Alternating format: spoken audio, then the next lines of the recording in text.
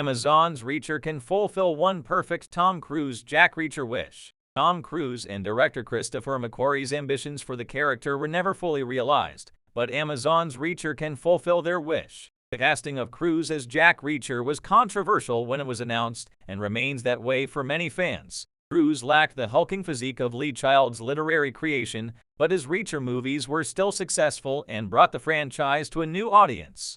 The PG-13 nature of Cruise's film duology lacked the grittier edge of the books too, with the first movie in particular feeling like it would have benefited from an R rating. McQuarrie's Jack Reacher has only grown in appreciation since it was released in 2012, with the film being regarded as an underrated thriller.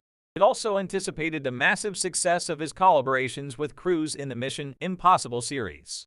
In a retrospective interview about Jack Reacher on the Light the Fuse podcast, McQuarrie spoke of his and Cruise's frustrations with the PG-13 rating on the original Jack Reacher movie and how they desired to make a harder-edged, more brutal follow-up that would be R. For the director, he felt that Reacher could be a 21st-century Dirty Harry. Tom Cruise and Chris McQuarrie's Jack Reacher 2 would have adapted Worth Dying For.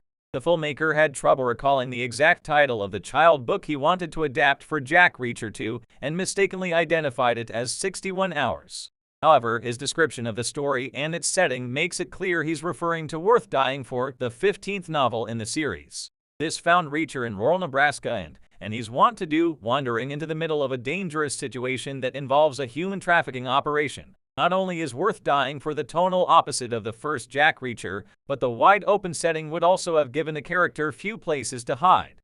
Worth Dying For contained all the ingredients both Cruise and McQuarrie, who has helmed some great movies, were looking for in a Reacher story and is one of Child's darker novels.